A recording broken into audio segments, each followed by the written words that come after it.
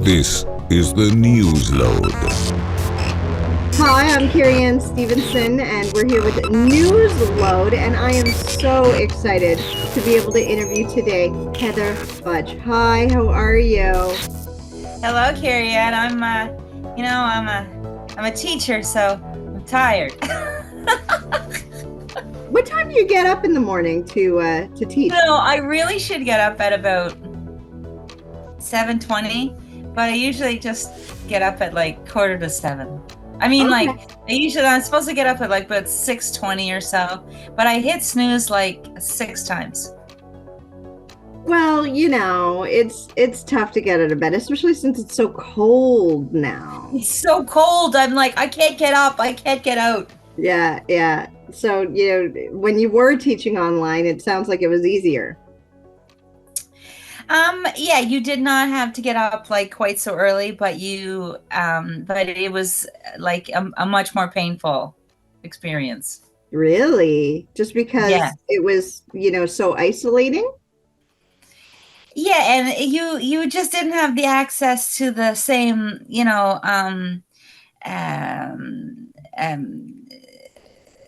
resources, the live action stuff that you would if you were in the classroom. It was Attention terrible. span, sort of, absolutely. I feel the same way with comedy, which you are Yeah. involved in as well. The online stuff just is, telling jokes in front of a camera instead of in front of a live audience. It's a completely different lifestyle. It's so different. I have a Zoom comedy show like coming up this week. And I haven't done one for a couple of years. And I'm not gonna lie, I'm a little nervous about it because I like walk around a lot on stage, and I poke fun of my physical self, and I don't know if it's gonna translate. Well, I wish you luck. I creep you a little bit, and it looks like, especially this month, you are hustling, girl. You are booked on the 1st, the 3rd, the 8th, the 12th, the 19th, the 24th, the 26th, 29th. Like, you just are working. Yeah, I don't know how I'm gonna do it. I gotta hire I gotta hire someone to do my Christmas shopping. Yeah. Well, there's Amazon. I know it's true. It's true. I mean, I don't like their labor practices, but like, what's a busy woman gonna do? Right? Like, So you have kids. You're a very rare comedian who is married with children. I know. I don't know how I don't know how I still am. I You're don't just know. the woman who has it all. Yeah, that's subjective.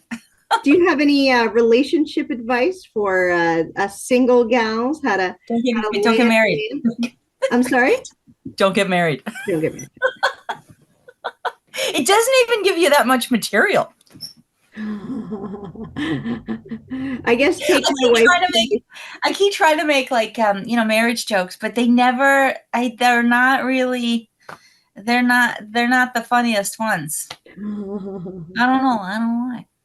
What's the funniest one that lands? It sounds like the physical comedy, like what, skipping across the stage. What? I got this thing now about like I look like a Disney villain. And so sort of making fun of my appearance because it somehow resonates. It sort of hits if I say, all of a sudden I say like, I used to have like dark, beautiful brown hair. And then one day I woke up and I was a Disney villain, right? And I sort of link it to where I teach because I teach in a very like challenging location of Hamilton. And if people relate to it, they're like, yes, I get it. She's super stressed out. She went gray. They sort of like immediately understand it. And so I've been sort of trying to play off that.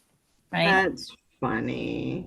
And then I got a couple of like in school jokes, like student jokes, things they've said to me, but I'm so sick and tired of telling those jokes. I have had to put them like in my tickle trunk, and like Yeah, I'm just gonna let you them. don't have to keep telling the same jokes over and over again. You can Yeah, keep I'm so tired of telling the same yeah, joke. yeah, So yeah. now I just looking for like new jokes about this and that. Do you have any crazy heckling stories? I you know what? I do have a joke about heckling. Um, I don't get I don't get like traditionally heckled, but sometimes people will yell compliments at me from the audience, you know? And it can be sort of like disarming and throws me off, right? Like I actually have this joke about like how you know, a guy recently like yelled out, "Hey, nice legs, Maleficent." Okay. And so I link it to the Disney villain, and then I've tried to make follow up jokes about that, and I've told them a few times, but nothing really hits. So um, then I have like jokes about being on menopause and having the freedom of things, life after menopause. So now I'm kind of like a man, and I've tried to make a joke about saying to this guy, "Hey, it's like Mr. Maleficent to you," you know. But yeah, no, like sometimes people yell out things at me that that are complimentary. I'm like, what the hell? Well, that's called catcalling. Yeah, right. I can't escape it. You can't escape it as a woman. You Yeah. never. You can even get old. And Well, you can't escape it if you have nice legs, like I know that you roller hair. skate and, like are out there, keeping your legs nice. I guess you could just, eat ice cream every day and get, fat ankles and then maybe Well, yeah. I mean, I can't roller skate a lot, like in the winter time. no, no. But, And even in this, being catcalled is like a little bit of a compliment because, when they stop catcalling, you're just like, oh, I'm losing.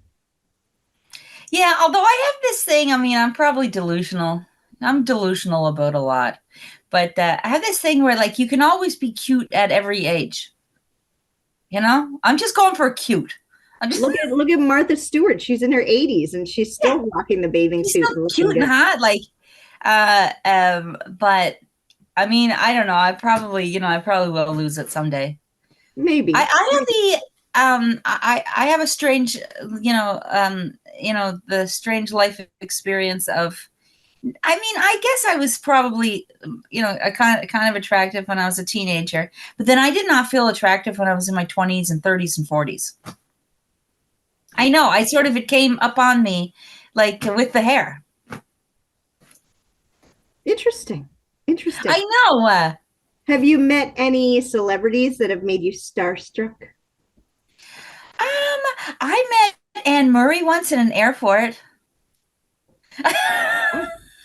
Yeah, and I was young then. I was like in my 30s, I think. And she said something to me like, "Oh, she said I'm so happy that I still appeal to the younger generation."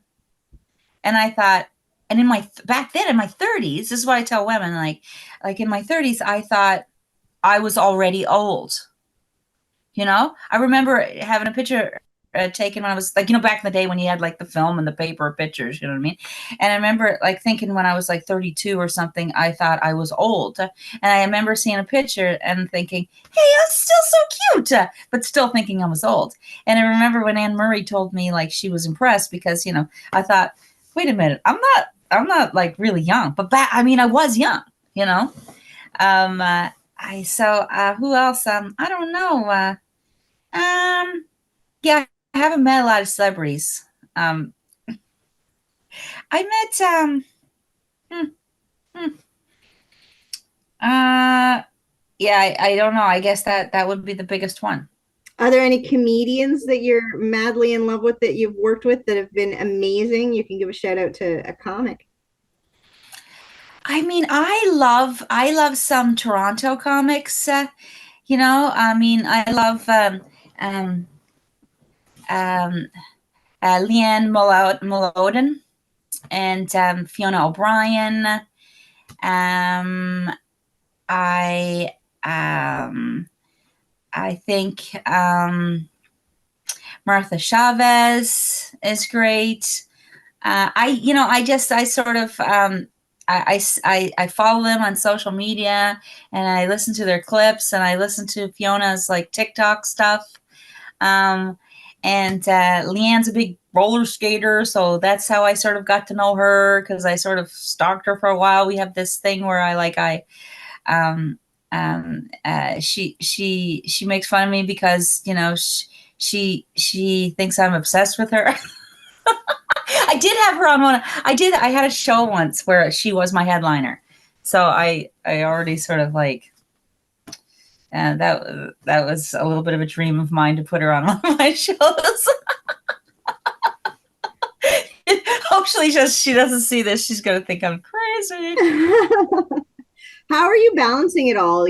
Like working a full-time teaching job and doing all these stand-up shows. How are you finding the energy? I'm not balancing it very well. I'm like barely hanging on by a thread. No, I'm really not. I'm really not balancing it very well at all. I'm always like 3 or 4 breaths away from a complete meltdown. Oh. Yeah. I should take it easier on myself though, because it is I make jokes about it on stage, but it's very, I get to the end of October and I think this teaching job, very demanding. You have to have a lot of patience. You have to have a lot of energy. You have to have a lot of compassion. And sometimes you're just like, shut the F up and sit down. And you can't lose your patience. You gotta when you get strung out and when you find yourself overwhelmed and taking on too much, you can feel like you're going to lose your cool, and you can't afford to. You can't do that. Bad things will happen to you if you lose your cool as a teacher these days. So I can't ever afford to lose my cool, right? And then having stuff to do at night is taxing. Especially, and then I got how do you grade the exams and do all that as well? How do you balance? Because I teach like just core French to grade 4, 5, 6, there's not a lot of marking. Oh, good. It's a lot of speaking evaluation. The curriculum is mostly speaking and listening. So I deliberately chose, I hate pen paper. Like I hate marking. I hate stuff like that. Like I hate it. I hate sitting down. Right. And so I don't have a lot of marking. It's not like high school or even grade 7 or 8. It's just grade 4, 5, 6. So it's there's a lot of like singing and chanting and repeating. And there's not a lot of like writing. So it's almost like entertainment and sorcery. Yes, I'm like the Pied Piper. That's amazing. That's not a bad job. It's not a bad job, but it's exhausting, It's a lot of it's a lot of like animation. I'm like an animator kind of thing. You gotta they have to be into it. There are a lot of games and but yet you still have to keep order because they come to you from their homeroom and you can't send them back too riled up or the teachers will hate you. Yeah. There's a teacher today, she messaged me. She says, when my kids come today to you, can you make sure there's no fun in French? I was like, okay, but I already had this planned anyway, because the days after Halloween are a disaster. So it has to be very serious. So I was like, I'm already ahead of you. It's already writing. It's already answering questions, like, on the paper. come in, sit down, get your pencil and your paper, because after Halloween, you have to calm them. In the week after Halloween, you have to calm them down. Is it because of the sugar or the outing, or it's they're up too late, exciting? and it's too exciting. Yeah, it's true. They're up. They're yesterday was a mess. I don't know how I made a joke about it. Like, I did a show yesterday. I made a joke about like accepting a gig on the day after Halloween. It was actually kind of a funny joke, but I could only use it once a year. Oh, ha, ha, ha, ha, ha, ha. So you have quite an online presence. Are you worried about cancel culture and saying something that might get your day job in trouble? I really try to play it safe, because I know that kids will look me up and see me on the TikTok, and sometimes, if you tape yourself, if you record yourself and you put it on YouTube, because I have a little bit of a YouTube channel, but it's not really big. I make sure that there's no cursing, and I don't say any sketch stuff. I get more jobs by doing clean things, comedy anyway. So I do have to play it a little safe, and I know I probably am not as edgy as some of the other comics, because I can't be. Okay. And I don't think I can. I can't compete with all those guys out there. Yeah. Talking about their ejaculation. Yeah. It's a lot of it. There's a lot of ejaculation jokes. It's spunky. It's very spunky. And so I'm like, you make your jokes about that. I'll make my jokes. I'm sure some of the comics are like, oh, she's so hokey. But I kind of have to be. I have to kind of make hokey work for me. And maybe when I retire, I can be dirty. You're getting booked all month, and you're just giving her, and I'm so happy for you, and you keep it clean, and follow your path, and everything's obviously working. I mean, you have to sort of follow your own little road. Yeah. You know what I mean? I don't know. I mean, it's just something that I kind of think is fun, and I try to not make it become something that's overwhelming, but I'm always skirting the line. You know what I mean? I hope I try not to do it so much that I'm overwhelmed and stressed out. I try to always make it something that enriches my life and not makes me want to cry. Straddling it, if you will. Well, my darling Heather, it's been a slice. I can't get enough of you. You're absolutely delightful. I can't thank you enough. How do we follow you? What are your handles? I'm on all the platforms.